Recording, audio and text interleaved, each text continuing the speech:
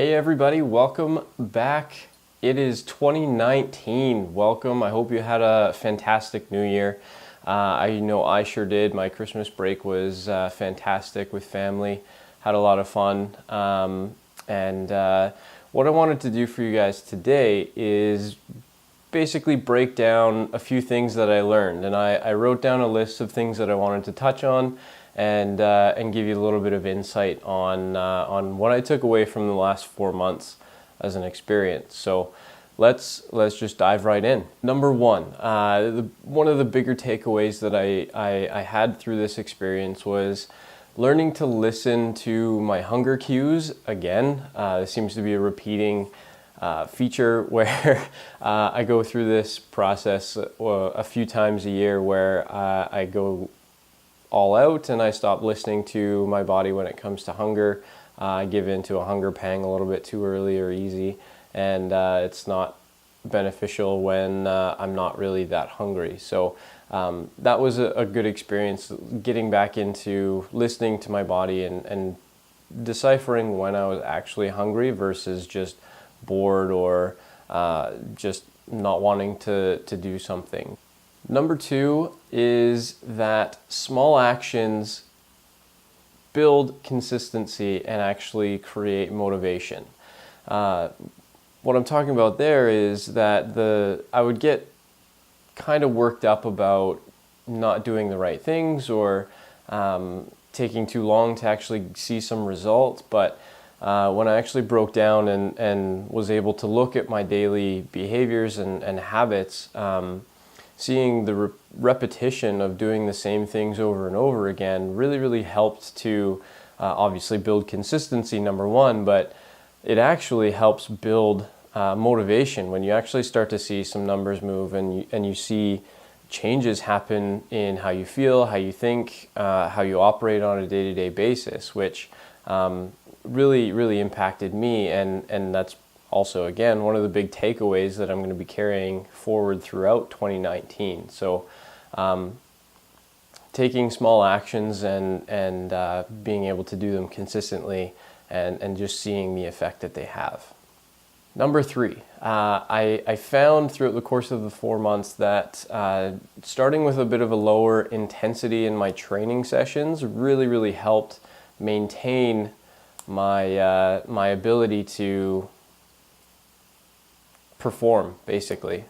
So starting with a lower intensity for my training sessions really helped me get the work done on a more consistent basis, which really helped over the long run. And I know if you followed my journey up to this point, it's been a bit splotchy, but over the course of the 4 months, there's been a good number of workout sessions throughout that time frame. So 4 months is a bit of a smaller chunk of the year, but if I continue to build on that throughout 12 months of this year, it's going to be a lot better. It's going to be a lot more consistent. So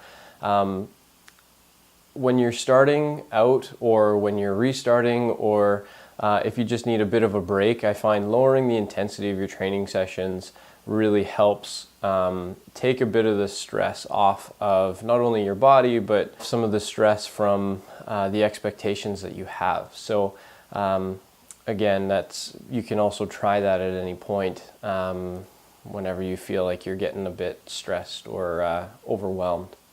Number four, big thing that I learned was taking on too many things at one time. And you saw this when I was trying to do a certain list of behaviors that I knew in the long term were going to provide a good result for me physically and action-wise, but too many of them and too many missed X's, it diminishes a bit of motivation for me. But also it's just there's too many things to focus on, and when there's just too many priorities. And so reverting back, which was where I corrected course, moving back to focusing on one thing at a time, and that just significantly improved my overall outlook and just how I felt with how things were going, and that really helped just narrowing down the list of habits and behaviors that I want to do on a daily basis. That doesn't mean it's always going to stay there. Obviously, you want to build on top of that. So once you kind of have a habit locked in, you build on that by adding something that's just a little bit harder or a little bit better. And you just grow it from there. It doesn't mean that you completely stop doing that same habit. It just becomes habit at that point.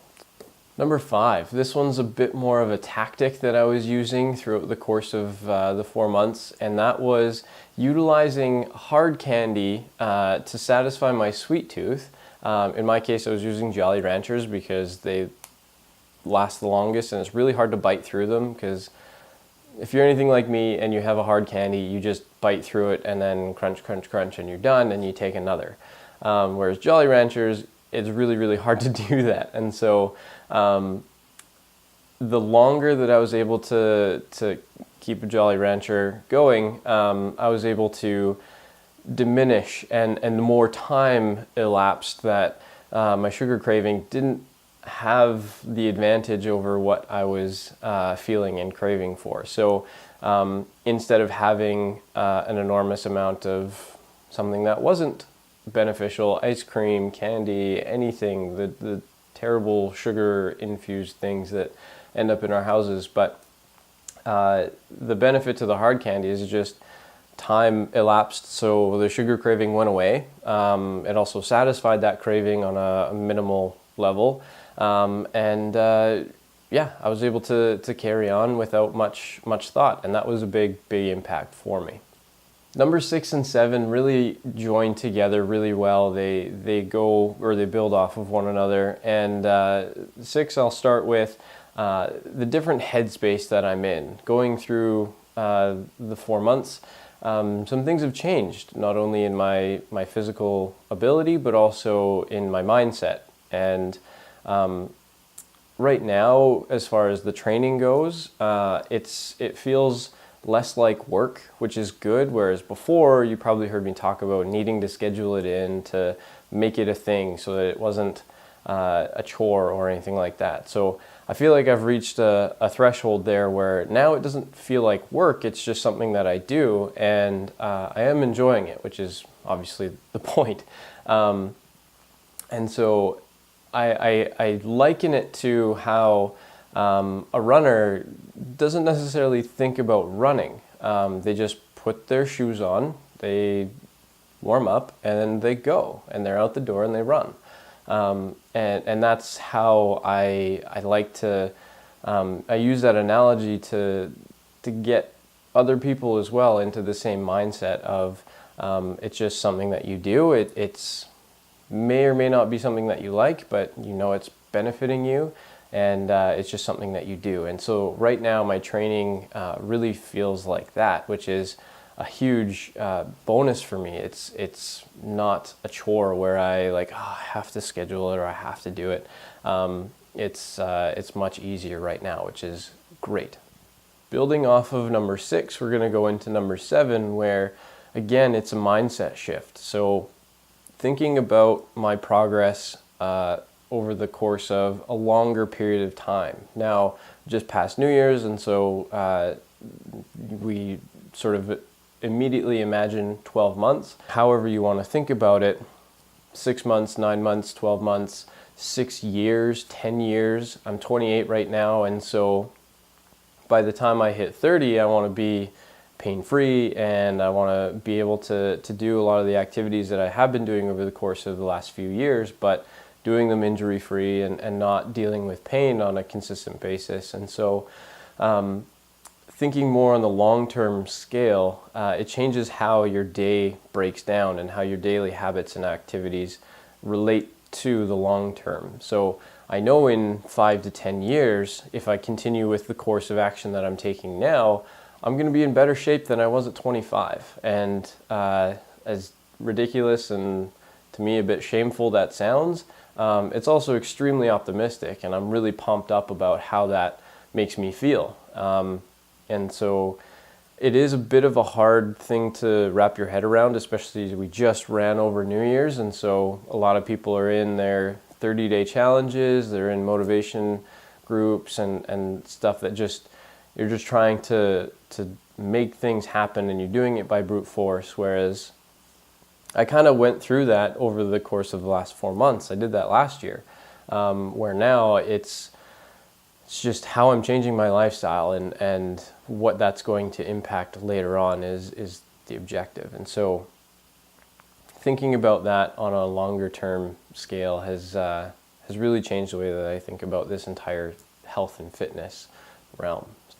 So if you've made it throughout the entire 4 months of videos, I have to say a very sincere thank you for following me along this journey and the support that you've given me. It's been a very interesting experience, and I've enjoyed it, and I want to keep doing it. So I just want to say thank you to those that watched and will watch potentially in the future. And yeah, I just appreciate all of the support and the openness that I've received from many of you. So I just can't say thank you enough. That's all that I wanted to recap, and I hope you enjoyed. I'm going to continue doing videos. I'm enjoying these, and I'm enjoying the practice of being in front of a camera, which 4 months ago